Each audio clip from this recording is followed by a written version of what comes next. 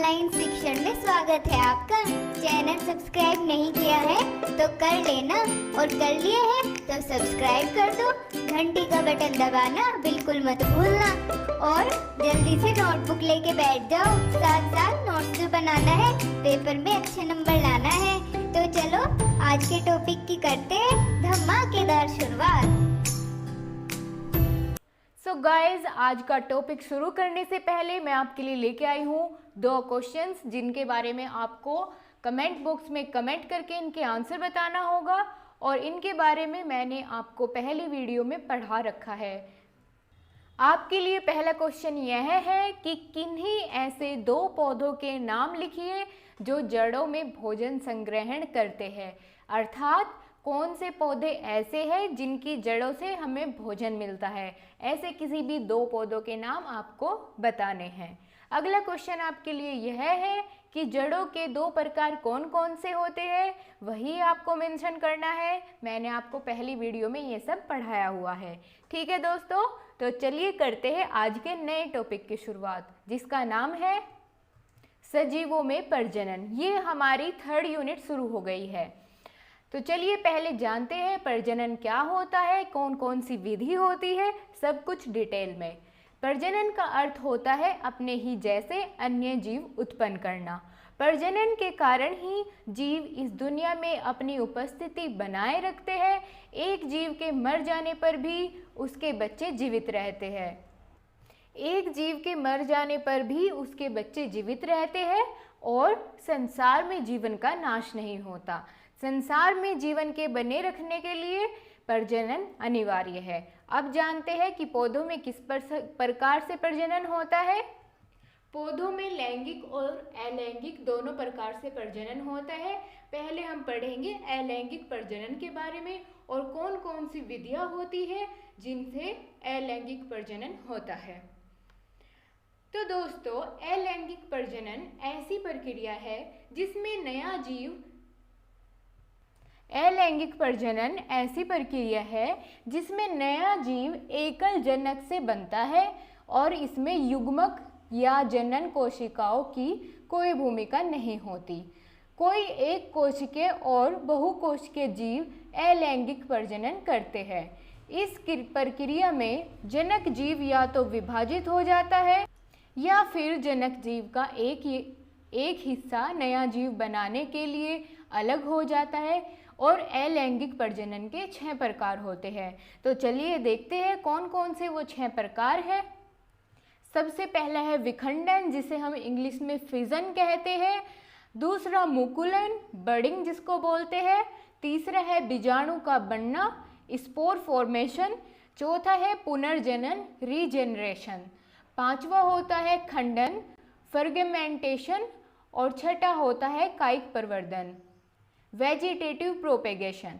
ठीक है दोस्तों, अगर आप इंग्लिश मीडियम के पढ़े हुए हैं तो भी आपको कोई प्रॉब्लम नहीं होगी, और अगर हिंदी मीडियम से है तो मैं दोनों तरह से आपको समझाऊंगी, आप परेशान मत होइएगा। चलिए आगे देखते हैं। सबसे पहले हम डिस्कस करेंगे विखंडन, फिजन के बारे में। विखंडन कैसे होता है ये देखते हैं। विखंडन में एक कोशिकीय जीव नए जीवों को बनाने के लिए विभाजित हो जाते हैं। यह प्रोटोजोआ और कई प्रकार के जीवाणु, बैक्टीरिया जैसे जीवों में होने वाले प्रजनन की प्रक्रिया है।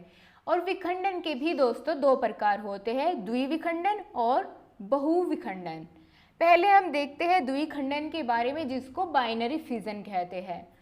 द्विखंडन में एकल जनक कोशिका पूरी तरह से विकसित होने वाले बिंदुओं पर पहुंचकर 2 हिस्सों में बंट जाती है।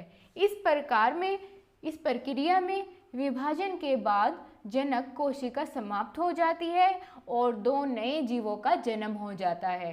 द्विखंडन की प्रक्रिया से गुजरने वाले एक कोशिकीय जीवों के उदाहरण है अमीबा, पैरामीशियम, लेशमैनिया आदि है। तो अब इनको आपको डायग्राम की हेल्प से मैं आपको पूरे अच्छे से एक्सप्लेन कर देती हूँ, आपको कहीं दिक्कत नहीं होगी। आपके सामने ये अमीबा का चित्र है, किस तरह से इनमें विखंडन होता है और इनका प्रजनन कैसे होता है, बताओ जल्दी।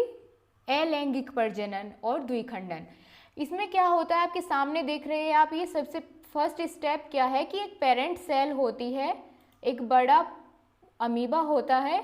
फिर क्या होता है, उसका जो ये बीच में न्यूक्लियस है ये विकसित हो जाता है और फिर बीच से टूटने लगता है। आप यहाँ स्क्रीन पर देखिए, ये यहाँ से टूटने वाला है।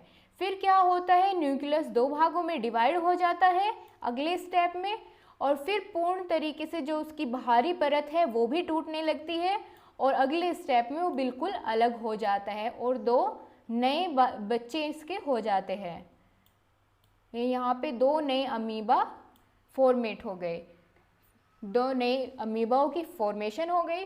और इसको क्या बोलते हैं, द्विखंडन द्वारा प्रजनन करता है कौन सा जीव, अमीबा। इसको हम एक और प्रकार से आपको समझाते हैं। आप यहाँ देखिए, यहाँ ये अमीबा की फॉर्मेशन है, किस तरह से ये 2 हिस्सों में डिवाइड होता है। पहले एक पेरेंट सेल होती है और फिर वो 2 हिस्सों में डिवाइड होके नए अमीबा बन जाते हैं 2। आशा करती हूँ अब आपको बहुत क्लियर हो गया होगा किस तरह से अमीबा डिवाइड होता है या द्विखंडन प्रक्रिया किस तरह से होती है। अब हम देखते हैं अगली प्रक्रिया जिसका नाम है बहुविखंडन, मल्टीपल फिजन।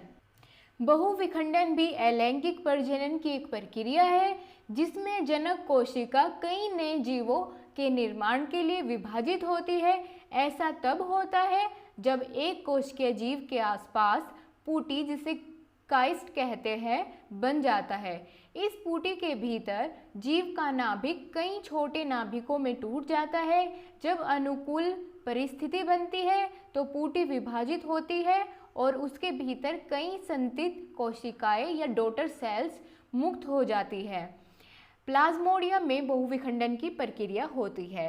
तो बहुविखंडन की प्रक्रिया होती है प्लाज्मोडियम में और द्विखंडन की प्रक्रिया होती है अमीबा में। ध्यान से पढ़िएगा, मैं आपसे क्वेश्चन पूछूंगी बाद में। तो दोस्तों, आज के वीडियो में हमने जाना अलैंगिक प्रजनन क्या होता है, उसके कितने प्रकार होते हैं और